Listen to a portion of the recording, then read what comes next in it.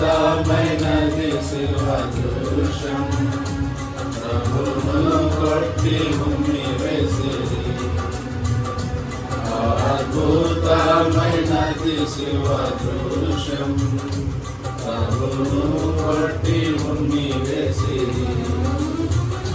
ప్రభువును వర్ణింపన శక్యము, ప్రభువును వర్ణింపన శక్యము, ప్రభువే సహించే యుద్ధము.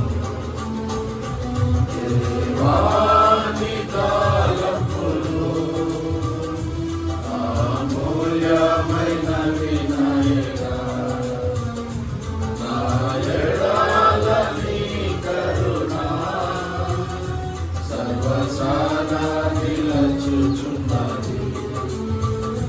దేవాని తలంపులు ఎందు మౌనముగా నుందుతావు, చెల్లింపక కృతజ్ఞతలు.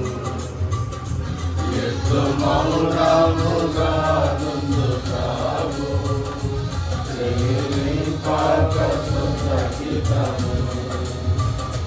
కలమంతా పడుచుండేవా, కలమంతా పడుచుండేవా,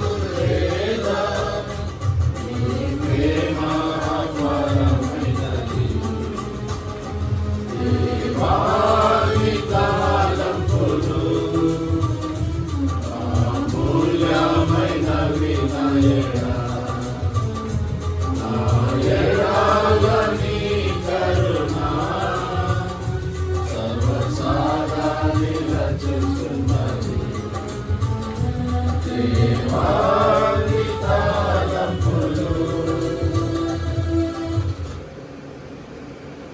ఈ యొక్క యానివర్సరీ మీటింగ్ నిమిత్తమై చేరువచ్చిన దైవజనులకు, సేవకురాండ్రకు, అలాగే దేవుని ప్రజలైన మీ అందరికీ నా హృదయపూర్వక వందనాలు తెలియజేస్తున్నాను. అన్న శ్యాంబాబన్న, ఎస్తేరక్క, వారి కుటుంబాన్ని దేవుడు ప్రేమించి వారిని వివాహంలో ఒక కుటుంబంగా దేవుడు జతపరిచి గడిచిన 28 సంవత్సరాలు తోడుగా ఉండి ఎన్నో కష్ట నష్టాలు, ఇరుకు ఇబ్బందులు, అనేక పరిస్థితుల గుండా వారు వచ్చినప్పటికీ వారిని ప్రేమించిన దేవుడు, రక్షించిన దేవుడు, దేవుని పని పరిచర్యకు పిలిచిన దేవుడు, నమ్మదగిన దేవుడు గనుక ఇంతవరకు వారిని క్షేమంగా భద్రంగా నడిపించి ఈ దినమున మరి యొక్క నూతన సంవత్సరంలో వారి కుటుంబంగా అడుగుపెట్టే ధన్యత దేవుడు ఇచ్చాడు. కనుక ఈ సమయంలో కొద్ది నిమిషాలు దేవుని వాక్యాన్ని మనము జ్ఞాపకం చేసుకొని క్లుప్తంగా ముగించుకుందాం. 103వ కీర్తన మనందరికీ పరిచయమే. 103వ కీర్తన మొదటి వచనం అందరం కలిసి చదువుకుందాం. కీర్తనలు 103 మొదటి వచనం అందరము కలిసి చదువుకుందాం. నా ప్రాణమా యెహోవాను సన్నతించుము, నా అంతరంగముననున్న సమస్తమా ఆయన పరిశుద్ధ నామమును సన్నతించు. 2వ వచనం కూడా, నా ప్రాణమా యెహోవాను సన్నతించుము, ఆయన చేసిన ఉపకారములు దేనిని మరొకము. 2వ మాట ఆదికాండము 1వ అధ్యాయం. ఇంకొక వచనాన్ని చదువుకుందాం. ఆదికాండము 1వ అధ్యాయము 28వ వచనం కూడా అందరము కలిసి చదువుకుందాం. ఆదికాండము 1వ అధ్యాయము 28వ వచనం. దేవుడు వారిని ఆశీర్వదించును, ఎట్లనగా మీరు ఫలించి అభివృద్ధి పొంది విస్తరించి భూమిని నిండించి దానిని లోపరుచుకునుడి. సముద్రపు చేపలను, ఆకాశ పక్షులను, భూమి మీద ప్రాకు ప్రతి జీవిని ఏలుడని దేవుడు వారితో చెప్పెను. మనము 2 భాగాలు మనం చదువుకున్నాం. మొదటి భాగంలో దావీదు తన ప్రాణముతో చెప్పుకుంటున్నాడు, నా ప్రాణమా అని. నా ప్రాణమా అనే ప్రాణంతో చెప్పుకుంటున్నాడు. లూకాసు వార్త 12వ అధ్యాయంలో కూడా ఒక ధనవంతుడు తన ప్రాణంతో చెప్పుకుంటాడు, నా ప్రాణమా తినమో త్రాగమో సుఖించుము. చూడండి, వానికి ఏమి లేదు చెప్పండి. ధనవంతునికి అన్ని దేవుడిస్తే పంట వేసాడంట, విస్తారంగా పండింది. ఆ పంట కూర్చుకోవడానికి కొట్లు విప్పి పెద్దగా చేసుకొని అంత సమకూర్చుకొని పండించిన దేవుణ్ణి స్తుతించక, కృతజ్ఞత కలిగి ఉండక ప్రాణంతో చెప్పుకుంటాడు, నా ప్రాణమా తినమో తాగమో సుఖించుము. దేవుడు అన్నాడు, ఒరే ఎర్రోడా, ఈ రాత్రి నీ ప్రాణము అడుగుచున్నారు, నీవు సిద్ధపరుచుకున్నవి ఎవరు? అందుకే గుర్తుపెట్టుకోవాలి, ఈ లోకంలో మనము ఏది అనుభవిస్తున్నా కూడా అది దేవుడే మనకిచ్చాడు అన్న సంగతి ఎప్పుడు మర్చిపోవద్దు. యోబు అన్నాడు, నేను దిగంబరిగా వచ్చి తిని. ఈ లోకంలోనికి నేను కానీ మీరు కానీ మనమందరం కానీ ఒట్టిగా వచ్చాం. ఈ లోకంలో మనము అన్ని కలిగి ఉన్నాము అంటే అవన్నీ కూడా దేవుడే ఇచ్చాడు. అందుకనే దావీదు 103వ కీర్తన మొదటి 2 వచనాల్లో తన ప్రాణంతో చెప్పుకుంటున్నాడు, నా ప్రాణమా యెహోవాను సన్నుతించుము. 2వ వచనములు అంటాడు, ఆయన చేసిన ఉపకారములలో దేనిని మరొకము అన్నాడంటే అర్థం ఏంటి? మానవునికున్న బుద్ధి స్వభావం ఏంటంటే మరిచిపోయే స్వభావం. బైబిల్లో మనకు తెలుసు, చాలామంది మేలు పొంది మరిచిపోయిన వాళ్ళు. ఇశ్రాయేలు ప్రజలు ఐగుప్తు నుంచి విడిపించాడు దేవుడు. కనాను దేశంలో ప్రవేశించక మునుపు దేవుడు ముందే చెప్పినాడు, ఐగుప్తు నుంచి విడిపించిన నన్ను, అరణ్యంలో నడిపించిన నన్ను, మంచి దేశాన్ని ఇచ్చిన నన్ను మంచిగా తిని తాగుతూ, అంటే దేశం మంచిది కదా, కాబట్టి పాలు తేనెలు ప్రవహించే మంచి దేశాన్ని చేరిన తర్వాత మంచిగా తిని తాగుతూ ఆ దేశాన్ని ఇచ్చిన నన్ను మరిచిపోతారేమో అన్నాడు దేవుడు. కానీ దేవుడు చెప్పినట్లు వాళ్ళు ఏమైనారు? మర్చిపోయినారు. బైబిల్లో అంటే ఇశ్రాయేలు ప్రజలకి దేవుని ఎడల ఏమీ లేదు, కృతజ్ఞత లేదు. లూకాసు వార్త 17వ అధ్యాయంలో కూడా యేసు ప్రభు యెరూషలేం వెళ్తున్నప్పుడు సమరయ గల్లియ మధ్యగా వెళ్తున్నాడు. అప్పుడు 10 మంది కుష్ఠరోగులు ప్రభు దగ్గరకు వచ్చారు. 10 మందిని యేసు ప్రభు ఏం చేశాడు? శుద్ధులుగా. అందుకే అక్కడ ఒకడు వస్తే అంటాడు, ఆ 90 ఎక్కడ? 10 మంది శుద్ధులు కారా అంటాడు ప్రభు. యేసుక్రీస్తు ఆయన దగ్గరికి ఎవరు వచ్చినా మేలు చేసేవాడే. ఇంకొక మాట ఏంటంటే, మంచివారికి మేలు చేస్తాడు, చెడ్డవారికి. ఇంకా ఆ మాట చూడండి, లూకాసు వార్త 6వ అధ్యాయం. లూకాసు వార్త 6వ అధ్యాయము 35వ వచనం చివరి భాగం చూడండి. ఆయన కృతజ్ఞత లేని వారి ఎడలను, దుష్టుల ఎడలను ఎవరికి ఉపకారం చేస్తాడంట? కృతజ్ఞత లేని వారి ఎడలను దుష్టులకు కూడా ఉపకారం చేసేవాడు. నిజంగా మన దేవుడు ఎంత మంచి దేవుడో. కృతజ్ఞత లేని వాళ్ళకి మళ్ళీ మేలు చేస్తామండి. ఇప్పుడు మనం ఒకసారి మేలు చేసాం, కనపడితే ఒళ్ళు బిరుసుకొని చూస్తున్నాడు అనుకోండి, ఇంకొకసారి మన దగ్గరకు కూడా రానివ్వకుండా చూసుకుంటాం. కానీ దేవుడు ఎంత మంచి దేవుడు అంటే, మనము చేసిన మేలు మరిచిపోయినా మరలా వచ్చి ప్రభు నాకు ఇది అవసరం అంటే ఆయన ప్రేమతో మనకు కృతజ్ఞత లేని వారికి కూడా సాయం చేస్తాడండి. కాబట్టి దేవుడు కృతజ్ఞత లేని వారికి కూడా, అందుకే ఒక దైవజనుడు ఒక పుస్తకంలో రాసినాడు, ఏమనంటే మనమంట దేవుడు చేసిన మేళ్ళన్నీ రాసుకొని ఎన్ని మేళ్ళకి కృతజ్ఞత చెల్లించామో టిక్కు పెట్టుకోవాలంట. టిక్కు పెడితే చాలా వాటికి టిక్కులు మనము పెట్టలేమంట. ఎందుకు? మర్చిపోయింటామంట. అయినా మళ్ళీ అవసరంలో దేవుని దగ్గరకు వస్తే ఆయన మళ్ళను నువ్వు అప్పుడు మర్చిపోయాను, ఇప్పుడు నేను చేయను అండంట.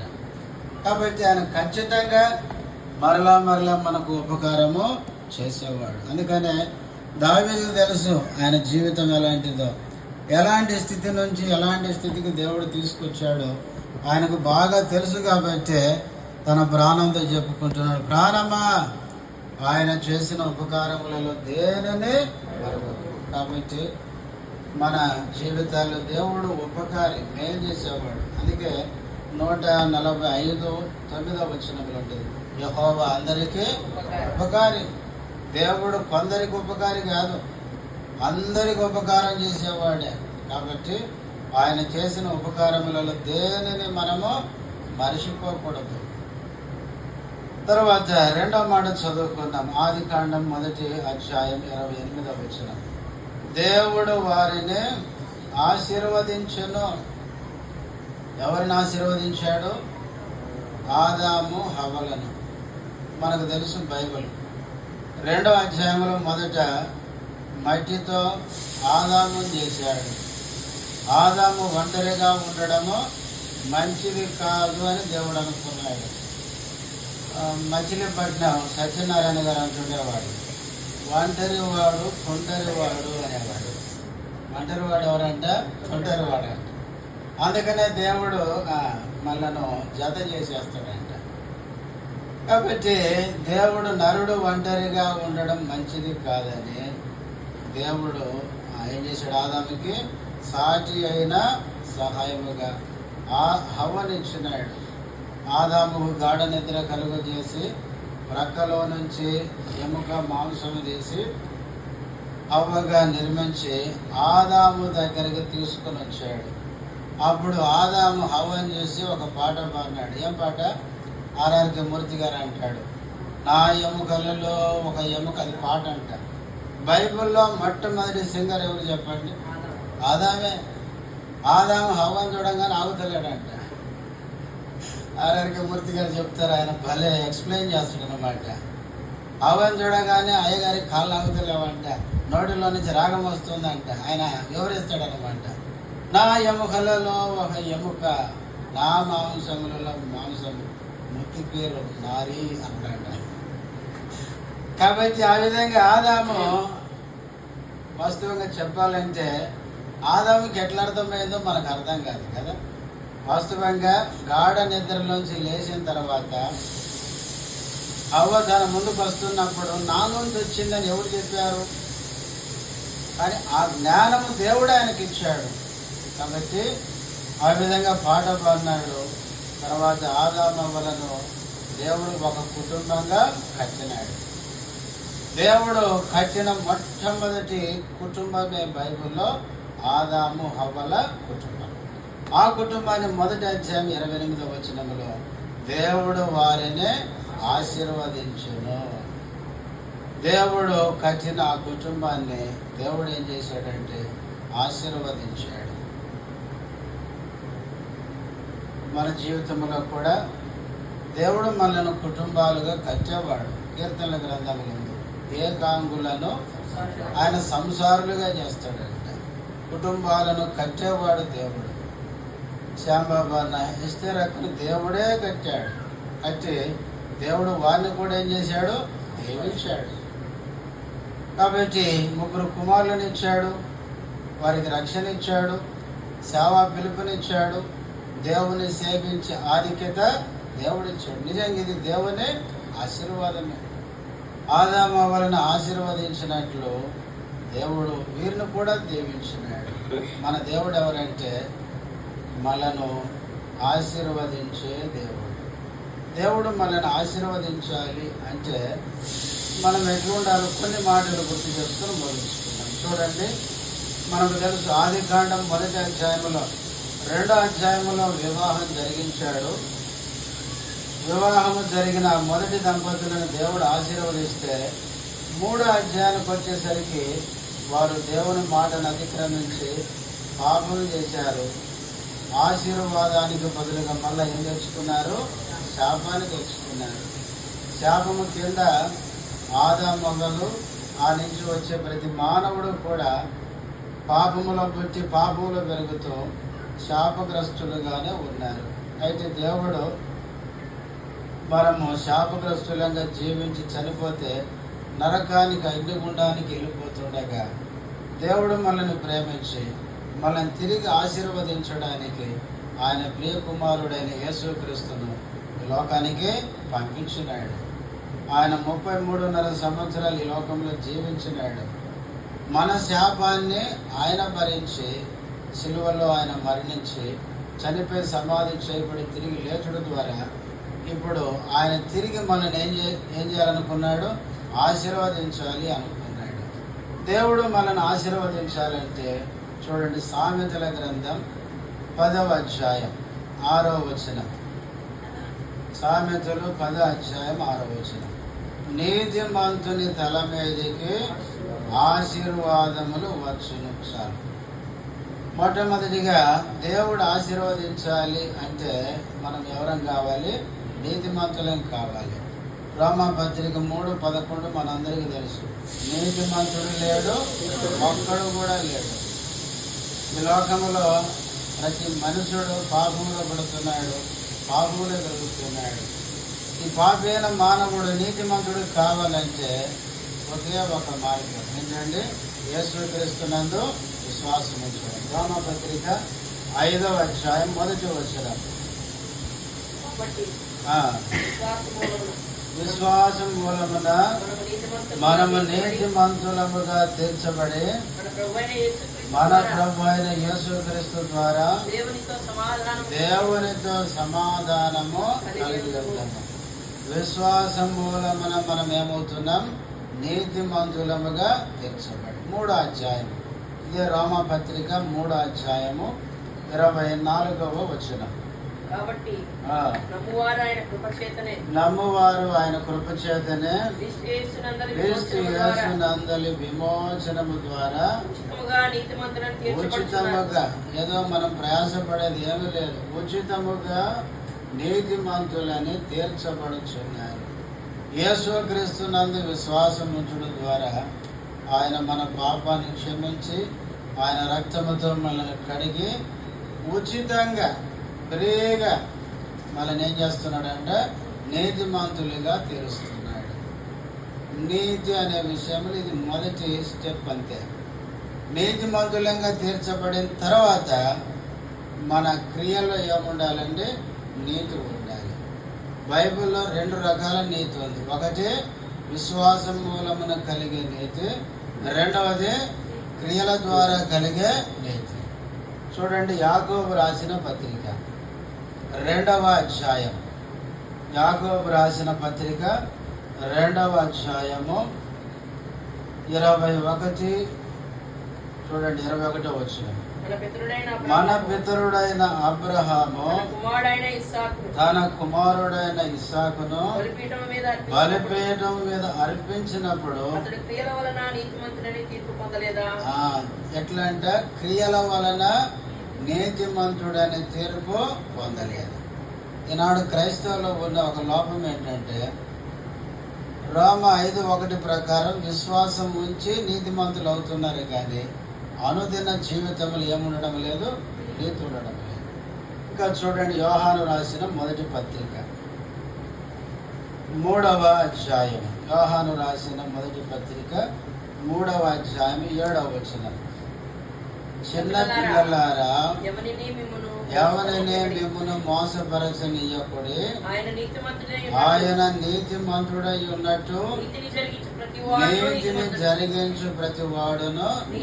ఎవరు నీతిమంతుడు అంటే మన అనుదిన జీవితంలో ఏం జరిగించాలి? నీతి.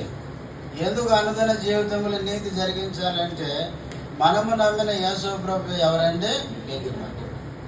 కానీ క్రైస్తవులో ఉన్న పెద్ద లోపం ఏంటంటే యేసు నమ్మిన నీతిమంతుడైనా అని చెప్తున్నారు, కానీ ప్రతి దినం అనుదినం ప్రాక్టికల్గా నిజ జీవితంలో ఇలా నీతి జరిగించే విషయంలో తప్పిపోతున్నారు. కాబట్టి యేసుక్రీస్తు నమ్మి విశ్వాసం వలన కలిగే నీతి పొందాలి. రెండవది, అనుదినం మన క్రియల్లో కూడా ఏముండాలి? నీతి. యాకోబు పత్రిక 2వ అధ్యాయం అంతా చెప్పేది అదే. క్రియలు లేని విశ్వాసము చచ్చిపోయిన శరీరం ఎంతో, అది కూడా అంతే.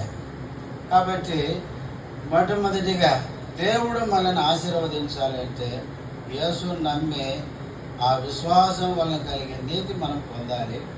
రెండవది, ఆ విధంగా విశ్వసించిన మనము నీతిమంతులంగా తీర్చబడి దినదినము క్రియలు ఏం కనపడాలి? నీతి కనపడాలి. ఆ విధంగా నీతిమంతులంగా మనం జీవిస్తే మన తల మీదకి ఏమొస్తాయి? ఆశీర్వాదాలు. ఇది మొదటిది. రెండవది, ద్వితీయోపదేశ కాండము 28వ అధ్యాయం. ద్వితీయోపదేశ కాండము 28వ అధ్యాయము 2వ వచనం. నీవు నీ దేవుడైన యెహోవా మాట వినిన ఎడల ఈ దీవెనలన్నీ నీ మీదకి వచ్చి నీకు ప్రాప్తించును. దీవెన అంటే ఆశీర్వాదమే. ఆశీర్వాదం అన్న దీవెన అన్న రెండు ఒకటే. ఎప్పుడు దేవుని దీవెనలు మన మీదకి వస్తాయంట? నీ దేవుడైన యెహోవా మాట వినిన ఎడల.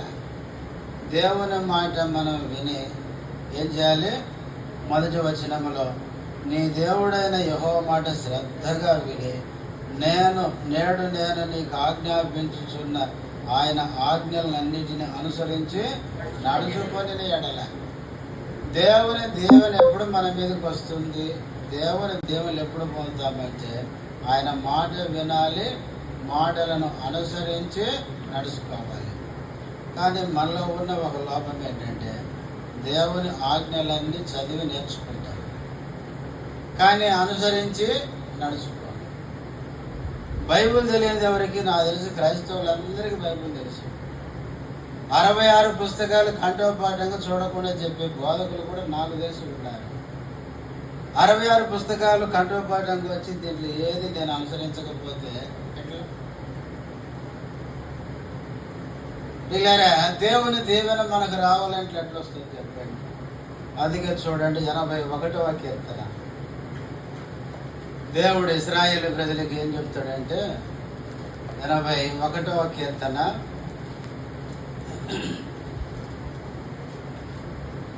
8వ వచనం. నా ప్రజలారా ఆలకింపుడే, నేను మీకు సంగతి తెలియజేతును. అయ్యో ఇశ్రాయేలు, నీవు నా మాట వినిన ఎడల ఎంత దేవుని మాట వింటే మనకి ఎంత మేలు. తర్వాత ఇదే కీర్తనలో తర్వాత చూడండి 13వ వచనం. అయ్యో నా ప్రజలు నా మాట వినిన ఎడల, ఇశ్రాయేలు నా మార్గములను అనుసరించి నడిచిన ఎడల. దేవుడు అయ్యో అని ఎప్పుడంటే చెప్పండి? అయ్యో అని ఎప్పుడు అంటామంటే మాట విన్నప్పుడు. పైన అంటాడు 11లో, అయినను నా ప్రజలు నా మాట ఆలకింపకపోయింది, ఇశ్రాయేలీలు నా మాట వినకపోయింది. కాబట్టి ఇశ్రాయేలు ప్రజలు దేవుని ప్రజలైన వీళ్ళారా దేవుని మాట విననందుకు వాళ్ళు శాపగ్రస్తులుగా మిగిలిపోయినారు. మరలా బబులోని చెరకు పంపించాల్సి వచ్చింది, ఒకరికి బానిసలు కావాల్సి వచ్చింది. కాబట్టి దేవుని మాట వింటే ఎంత మేలు. మనకు తెలుసు బైబిల్లో ఇశ్రాయేలు ప్రజలకు మొట్టమొదటి రాజు ఎవరు? సౌలు. సౌలు దేవుడు చెప్పినాడు అమాలేకుల మీదకి వెళ్ళి అమాలేకులందరినీ ఏం చేయమన్నాడు? హతము చేయమన్నాడు, చంపమన్నాడు. ఎందుకు అమాలేకులను ఎందుకు చంపమన్నాడు దేవుడు? ఐగుప్తు నుంచి ఇశ్రాయేలు ప్రజలు బయటికి రాగానే మొదట వాళ్ళ మీదకి వచ్చిన శత్రువులు ఎవరు? నిర్గమ 17వ అధ్యాయంలో మనం చూస్తాం, అమాలేకులే వచ్చినారు. కాబట్టి అందుకే దేవుడు అది గుర్తుపెట్టుకున్నాడు. అమాలేకులు అరణ్యములో మీకు విరోధంగా మీ మీదకి వచ్చారు కాబట్టి వారందరినీ నువ్వు హతం చేయి అని సౌలుకు చెప్తే సౌలు ఏం చేసినాడు? కొన్నిటిని బతకనిచ్చినాడు. సమూయేలు దగ్గరకు వచ్చి నేను యెహోవా మాట ప్రకారం చేశానంటే సమూయేలు అంటాడు, నాకు వినపడుతున్న ఆ శబ్దాలు ఏంటి అంటే ఆయన అంటాడు, జనులు దేవునికి బలి అర్పించడానికి వాటిని వండనిచ్చారు అని చెప్తాడు. అప్పుడు సమూయేలు అంటాడు, ఒకడు దేవుని మాట వింటే దేవుడు సంతోషిస్తాడా? మాట వినకుండా బలులు అర్పిస్తే సంతోషిస్తాడా? మాట వినేదానికంటే బలులు అర్పించడమా ముఖ్యము? బలులు అర్పించేదానికంటే మాట వినడము శ్రేష్టమా? ఏది చెప్పు అని అడిగినాడు. కాబట్టి ప్రియులారా, మనము దేవుని మాట వినడం ముఖ్యం. మాట వినకుండా మనం ఎన్ని చేసినా దేవుడు సంతోషించాడు. కాబట్టి దేవుని మాట విని ఆ ప్రకారం నడుచుకుంటే దేవుడు ఏం చేస్తాడంటే మనను దీవెనల చేత ఆశీర్వదిస్తాడు. తర్వాత మూడవది సమూయేలు 2వ గ్రంథం. సమూయేలు 2వ గ్రంథము 7వ అధ్యాయం. సమూయేలు 2వ గ్రంథం 7వ అధ్యాయము 10-11 వచనాలు. యెహోవా మందసమును దావీదు పురములోనికి తన యొద్దకు తెప్పింపనొల్లక గిత్తీయుడకు ఒబేదెదోము ఇంటి వరకు తీసుకుని అచ్చట ఉంచెను. యెహోవా మందసము 3 నెలలు గిత్తీయుడకు ఒబేదెదోము ఇంటిలో ఉండగా యెహోవా ఒబేదెదోమును అతని ఇంటి వారినందరినీ ఆశీర్వదించాడు. మూడవదిగా ఇక్కడ ఒక కుటుంబాన్ని చూస్తున్నాం, ఒక ఇంటిని, ఒబేదెదోము అనే వారి ఇంటిని. ఆ ఇంటిలో ఏముందంట? మందసం ఉంది. ఈ అధ్యాయం మనకు తెలుసు.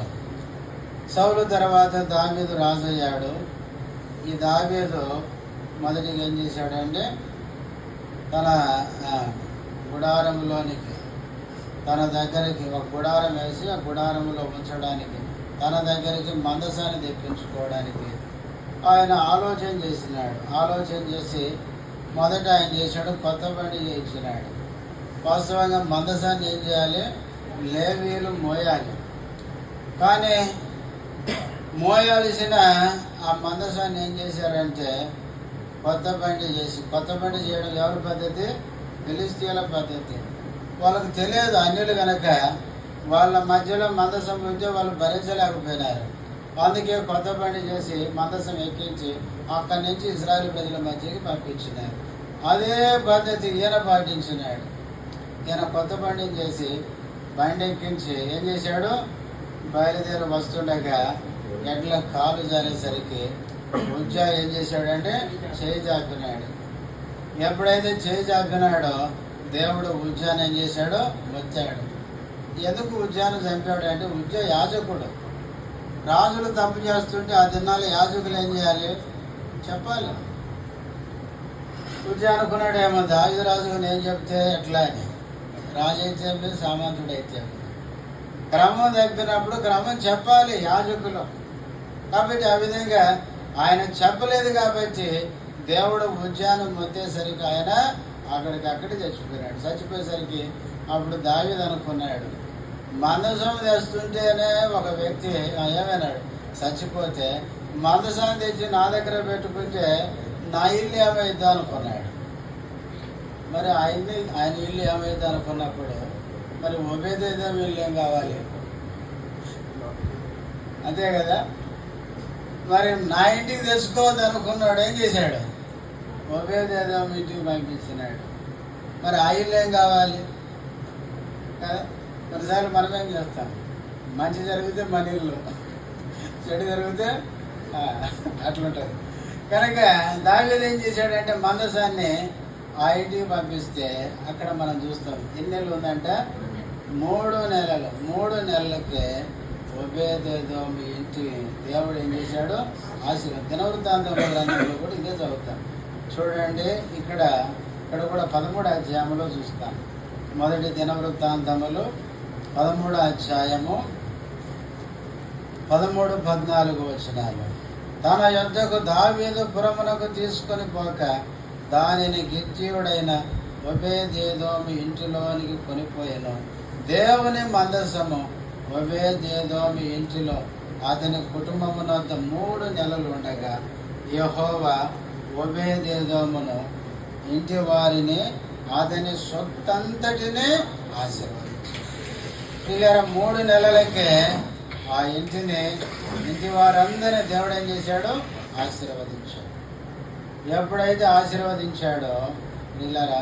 తర్వాత దావీదు కూడా ఏం చేశాడు, మందసాన్ని తన ఇంటికి తీసుకుని వెళ్ళాడు. కాబట్టి దేవుని మందసం ఆ ఇంటిలో ఉండగా దేవుడు ఆ ఇంటిని ఆశీర్వదించినాడు. కారణం ఏంటంటే మందసం అనేది మన ప్రభు అయిన యేసుక్రీస్తుని చూపిస్తుంది. మందసంలో ఏముంటాయి? 3 వస్తువులు ఉంటాయి. హెబ్రీ 9వ అధ్యాయంలో ఉంది. ఒకటి మన్నా గల పాత్ర, రెండవది చిగురించిన అహరోను చేతి కర్ర, మూడవది నిబంధన పలక. పిల్లరా, మన్నా జీవాహారమైన క్రీస్తుని చూపిస్తుంది. చిగురించిన అహరోను చేతి కర్ర పునరుద్ధానుడైన యేసుక్రీస్తుని చూపిస్తుంది. నిబంధన పలకలు వాక్యమైన క్రీస్తుని చూపిస్తుంది. మందసం అనేది క్రీస్తునే చూపిస్తుంది. క్రీస్తు ఎక్కడ ఉంటాడో ఆ ఇల్లు ఏం చేయబడుతుంది? ఆశీర్వదించబడుతుంది. కనుక క్రీస్తు లేకపోతే ఇల్లు ఎంత బాగున్నా ఆశీర్వాదం ఉండదు. జక్క ఇంటికి యేసుప్రభు వచ్చినాడు. ఆ ఇల్లు యేసు రాకముందు ఎట్లుందో మనకు తెలియదు. యేసు రాగానే అక్కడ ప్రభు అన్నాడు, ఈ ఇంటికి రక్షణ వచ్చి ఉన్నది. నిజమైన ఆశీర్వాదం ఏంటంటే మన ఇల్లు రక్షించబడ్డమే కదా. మన ఇల్లు రక్షించబడితే అదే ఆశీర్వాదం. తర్వాత లూకా సువార్త 10వ అధ్యాయంలో లాజరు, మార్త, మరియా బేతనియాలో ఆ ఇంటికి వచ్చాడు యేసుప్రభు. ఆ ఇంటికి యేసుప్రభు వచ్చాడు. ఆ ఇంట్లో యేసుప్రభు ఉండగా ఆ ఇంట్లో దేవుడు ఏం చేశాడు? బైబిల్లో నాకు తెలిసి బేతనియాలో చేసిన అద్భుతం ఇంకెక్కడ చేయలేదు యేసుప్రభు.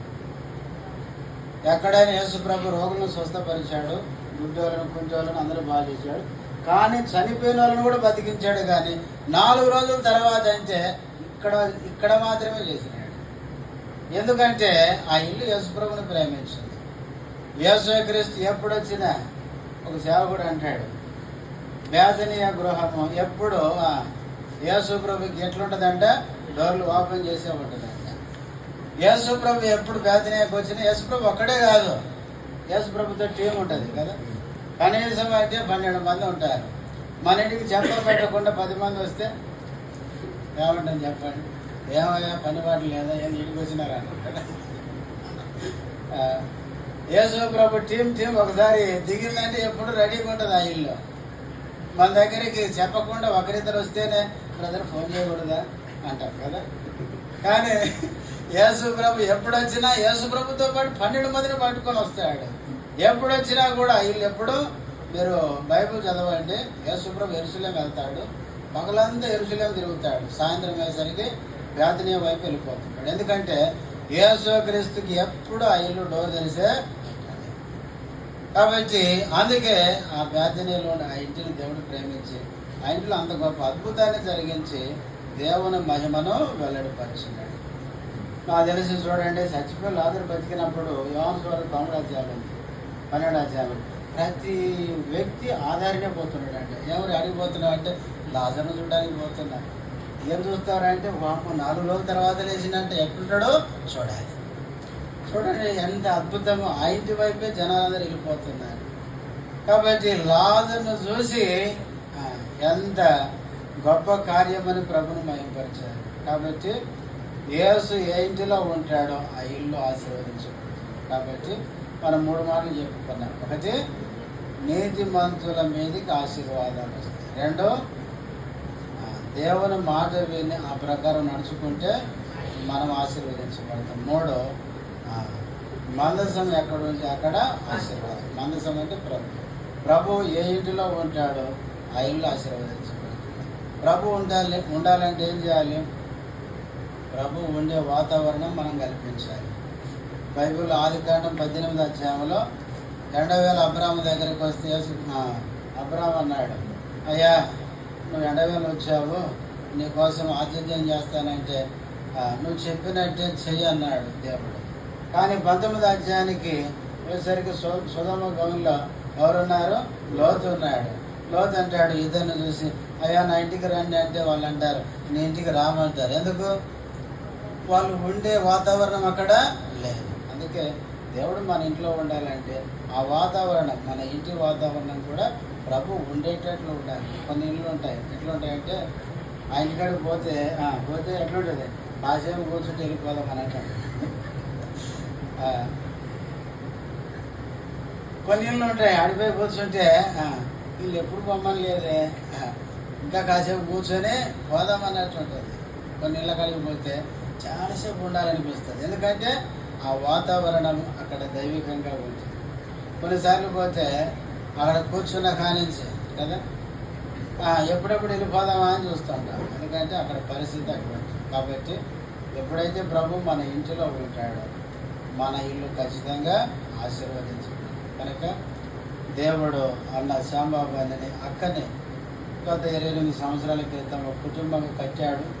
దేవుడు వారిని దీవించాడు, వారికి 3 కుమారులను ఇచ్చాడు, వారిని సాగు పిలుచుకున్నాడు, పరీక్షలు వాడుకుంటూ వస్తున్నాడు. ఇంకా రాబోయే దినాల్లో దేవుడు ఆనాడు ఆదామ వాళ్ళని దీవించినట్లే వీరిని వీరి కుటుంబాన్ని కూడా బహుగా దీవించి రాబోయే దినాలు బహుబలంగా దేవుడు వాడుకొనునే కాక. ప్రార్థన చేసుకోవాల్సినటువంటి శ్రేష్టమైన తరుణాన్ని బట్టి ఎంతో మీ పదనాన్ని చెల్లిస్తుంటున్నాను. తరుణంగా మా ప్రియ దాసులను నిలబెట్టుకొని మా పుట్టినటువంటి ఆదాము అవ్వాలని జ్ఞాపకం చేస్తూ వచ్చినది.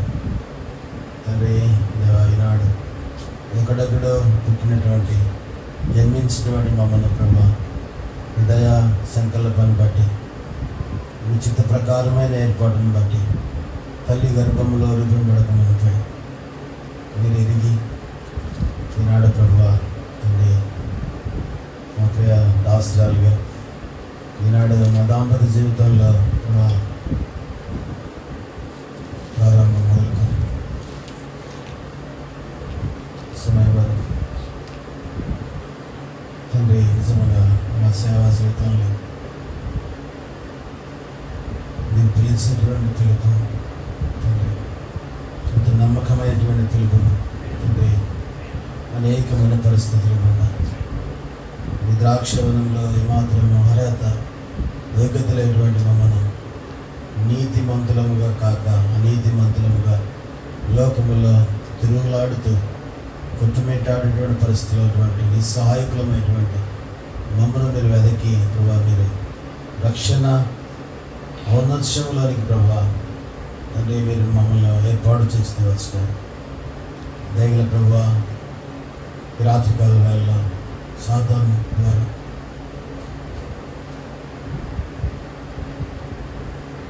ఎంతో అనానుకూలతలో మేము తండ్రి ఉన్నటువంటి సమయంలో నేను ఉన్నానని మా భుజాన్ని తడుతూ అంచెలంచెలుగా ప్రభా నిజమే ప్రభా ఈనాడు ఒకప్పుడైతే తండ్రి లేనటువంటి నన్ను మీరు జ్ఞాపకం చేసుకుంటారు.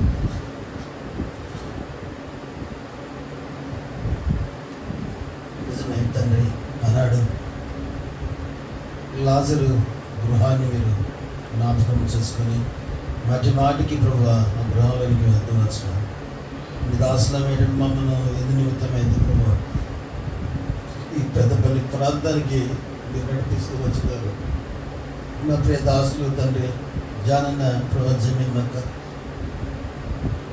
తండ్రి మమ్మల్ని ఎంతో వారు అనడిత్యము ప్రభా మాకు ద్వారాన్ని వారు తెరవడమే కాక గృహాన్ని ప్రభా తండ్రి మీ నామం నిమిత్తమే ఎప్పుడు వెళ్ళినా ప్రభా వారు ఎంతో మమ్మల్ని ప్రేమించుతూ వచ్చినారు. ప్రేమించడమే కాక తండ్రి మమ్మల్ని రెయిన్బగళ్ళు దేవా వారి చూపుతూ వచ్చినటువంటి ప్రేమ కొరకై ప్రభా ఎంతో మీకు వదనంలో చెల్లిస్తుంటున్నాను. దగ్గర ప్రభా ప్రాముఖ్యంగా ప్రభా ఈ ప్రాంతంలో ఉన్నటువంటి మమ్మను మా ప్రియులను మీరు అందరూ వారి ప్రేమ ఆప్యాయతను బట్టి వారి యొక్క ప్రోత్సాహాన్ని బట్టి ప్రభా ఈ విధముగా తండ్రి మీ దాసులైనటువంటి వారిని కూడా మాకు మేము నిస్సహాయమైన పరిస్థితుల్లో మేము ఉన్నప్పుడు ప్రభా వారు ఇచ్చినటువంటి ప్రోత్సాహాన్ని బట్టి ప్రభా ఈనాడు సజీవులుగాను తను మీరు బ్రతికించడమే కాక దాసరాల విషయంలో అనేకమైనటువంటి ఆపరేషన్లలో ఉన్నటువంటి కొట్టుమిట్టాడే పరిస్థితులలో మరణం అపాయంలో ఉన్నటువంటి సమయంలో ఆయన పరిశుద్ధుల యొక్క ప్రార్థనలు ప్రతి ప్రభా ఈనాడు భూమి మీద మీ దాసరాలు ఉన్నదంటే కేవలం ప్రభా ప్రార్థనలే ప్రభా. అందుని బట్టి ప్రభా ఎంతో మీకు కృతజ్ఞతాస్తులు చెల్లించడానికి తండ్రి ఈ విధంగా మేము ఇలాగ కూడుకుంటామని మాత్రం కూడా ఊహించలేదు. ప్రియ దాసులు ప్రభా గంగరాజు అన్న, ప్రభా దాసుడు తండ్రి క్రిస్దాస్ అన్న, నిన్నటి దినాన వారు ఎంతో తండ్రి మేము ఊహించలేదు. ఈరోజు పెళ్లి రోజు అన్నటువంటి తలంపు ఇచ్చారు. ప్రభా వారి యొక్క ప్రభా ప్రేమ కొరకై ఈ విధంగా మా ప్రియులు తండ్రి వినోదనను, డేవిడ్ అన్నను, మా ప్రియ దాసులు జానన్న గారిని ప్రభా మా మధ్యకు మీరు నడిపించడమే కాక, తమ్ముడు అనిలు ప్రభా ప్రవీణ్ తండ్రి ఈ విధముగా తండ్రి మరి ప్రేమ కొరకై ఎంతో మీకు వందనములు, స్తుతులు, స్తోత్రములు చెల్లిస్తున్నాను ప్రభువా. మా దాంపత్య జీవితంలో అనేకులు వారి ప్రార్థనలు, వారి ప్రోత్సాహము ప్రభువా నిజముగా ఆది కాండం ద్వారా మీరు మాట్లాడుతూ వచ్చినారు. మీ ఆశీర్వాదం చేత ప్రభువా మీరు మమ్మల్ని మీరు దినదినము మనుషులు ఎంతో మమ్మల్ని ద్వేషించినప్పటికీ, ప్రభా అవమానపరిచినప్పటికీ, త్రోసివేసినప్పటికీ ఎంత మంచి దేవుడుగా, ప్రభువుగా, రాజుగా, ఎబెనేజరుగా అయ్యా ఇంతకాలం గడిచినటువంటి మాకు ఎదురవుతూ వచ్చిన పరిస్థితులలో ఈ 8వ మాసంలో కూడా మమ్మల్ని మీరు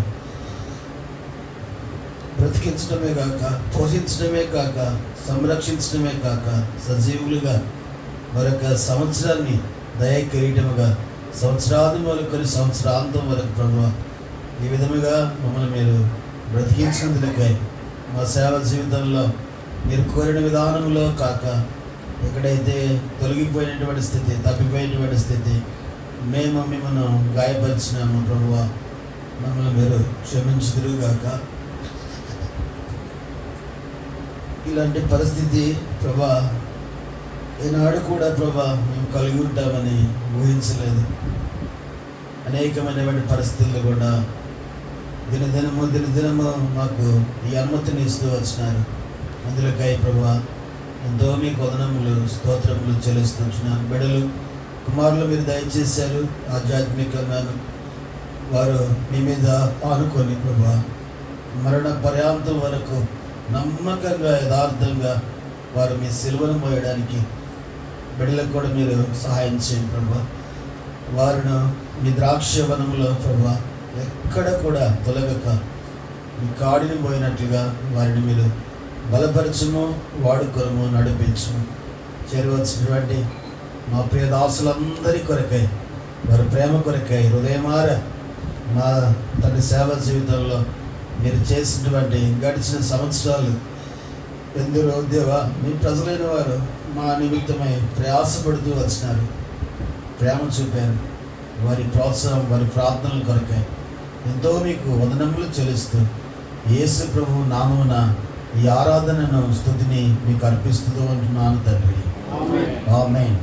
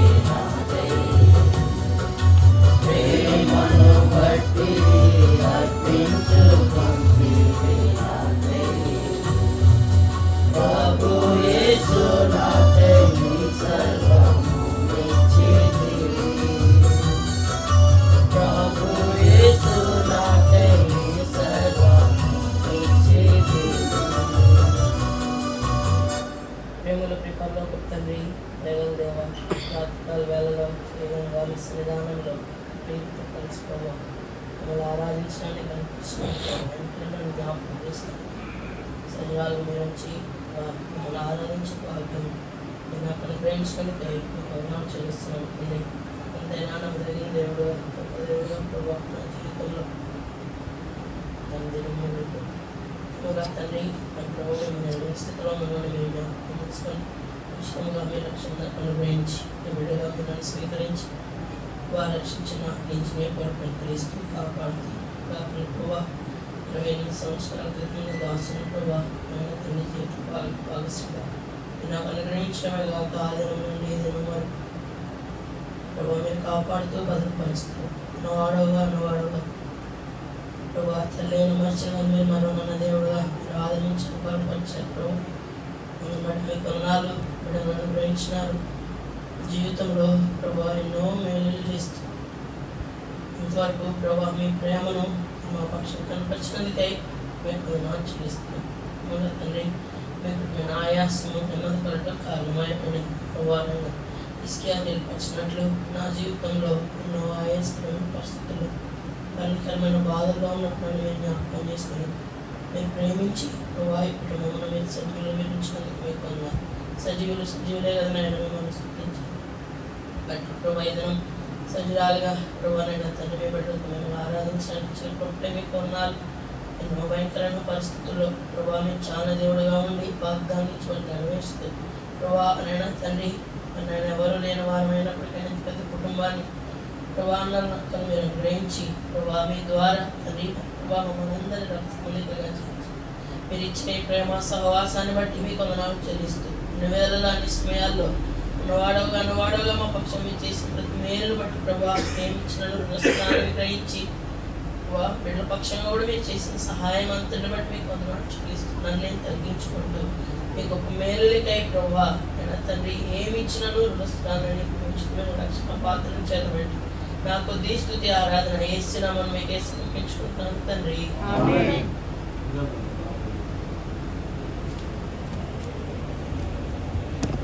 మహాప్రేమల తండ్రి, దయగల గొప్ప దేవ, దయగల నామం తండ్రి, మహాగణుడు, మహోన్నతుడు, పరిశుద్ధమైన దేవుడు తండ్రి. మీరు మాత్రమే నీతిమంతుడైన తండ్రి. ఎవరైతే మిమ్మల్ని ఆశ్రయిస్తారో వారిని నీతిమంతులుగా చేసే దేవుడు. ఆ విధానంలో తండ్రి ఆయన మా ప్రియులు తండ్రి శ్యాంబాబు అన్న ఈ సేవకుడుగా ఇలా సేవకురాలు వస్త్రాన్ని బట్టి వందనాలు. ఆయన వారిని అనాధికారం తండ్రి సంకల్పంలో జ్ఞాపకం చేసుకుని ఆయన వారిని భార్యాభర్తలుగా చేస్తాను ప్రభావ సేవ పిలుచుకొని నాయన వారి కుటుంబంలో తండ్రి మీరు జరిగించినటువంటి ప్రతి మేలు ఉపకారం బట్టి వందనాలు, చిన్న సంతానం బట్టి వందనాలు.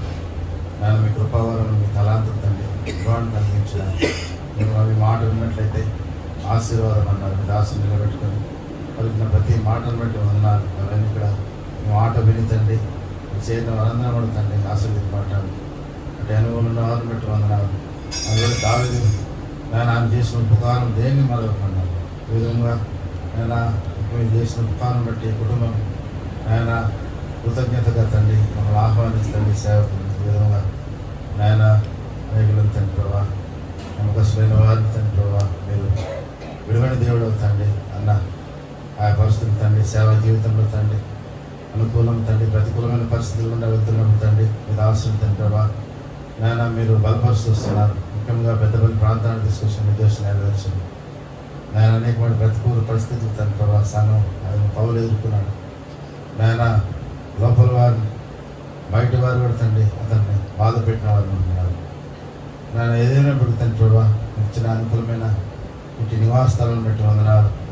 నాయన దావి జీవితంలో శ్రమ కలిగిన మేలైన నిజంగా శ్రమను అనుభవించే దేవుడు వదిన తండ్రి దావీదు సమస్తం సంపాదించుకున్నాడు. కాబట్టి జరుగుతున్నటువంటి పరిచయాన్ని ఆశీర్వదించండి ఆయన.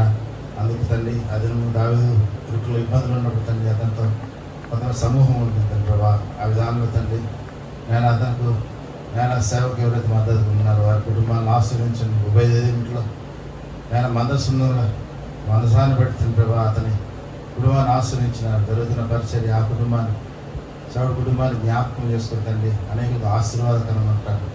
ముఖ్యంగా ఈ కుటుంబాన్ని ఆస్వాదించండి. భవిష్యత్తులో నేను మీ దేశం నెరవేరుస్తారండి తండ్రి. వారికి దీర్ఘాయుషాన్ని పెంచుతారండి. కుమారుడు భవిష్యత్తు మీ చేతిలో ఉంది ప్రభా. ఎన్నో తలాంతులు ఇచ్చినారు. మీ సేవకై వినియోగిస్తే ఆ ప్రాంతాల్లో వినియోగించబడుతున్నారు, వాడబడుతున్నారు. ఆశీర్వదించిన మీ నామమును ఎన్నిటి సన్నిచ్చిన ప్రతిఫలం పొందు. కాబట్టి మీ బట్టి నాయన అదను పౌలు చేసిన పరిచర్య, అతనికి అనేక శ్రమలు ఆయన తండ్రి అతనికి అన్నింటి నుంచి తన విజయం సాధించాడు. కాబట్టి అతని కొరకై నీతి కిరీటం, జీవ కిరీటం ఇచ్చిన ప్రతి కుటుంబానికి కూడా అనేక మేలు ఉపకారంతో నింపండి. మీ కొరకు నాయన వారు అనేకమైన వాటిని నాయన తృణీకరించినారు, మిమ్మల్ని ఎన్నుకున్నారు. కాబట్టి నాయన ఉన్న సంఘం కూడా తండ్రి ఎంతో ప్రోత్సాహకరంగా ఉంటాను కృపాకరించారు. ఏ విధానంలో కూడా తండ్రి నాయన మాటల ద్వారా ఎవరిని బాధ పెట్టకుండా, ముఖ్యం సేవ కుటుంబాలను బాధ పెట్టకుండా తండ్రి నాయన మేము ఉన్నట్లయితే మాకు ఆశీర్వాదం. కాబట్టి అలాంటి జ్ఞానుల సంఘాన్ని నాయన దాసుని ఉచితాన్ని నమ్ముతూ ఈ కుటుంబాన్ని ఆశ్రయించిన మరోసారి తండ్రి వారి యొక్క 25 సంవత్సరాల వివాహ జీవితంలో మీరు కృపాన్ని ఇచ్చినారు. నేను మీ ఆశీర్వాదం అనుభవించండి. ఇచ్చిన ఆశీర్వాదం వందనాలు చెల్లిస్తూ కుటుంబాన్ని ఇచ్చే సన్నిధి పడుతుంది. యేసుక్రీస్తు ప్రభువు దివ్యనామంలో ప్రార్థించి స్తుతించి వేడుకుంటున్నాను తండ్రి. ఆమేన్. ప్రార్థన చేస్తారు.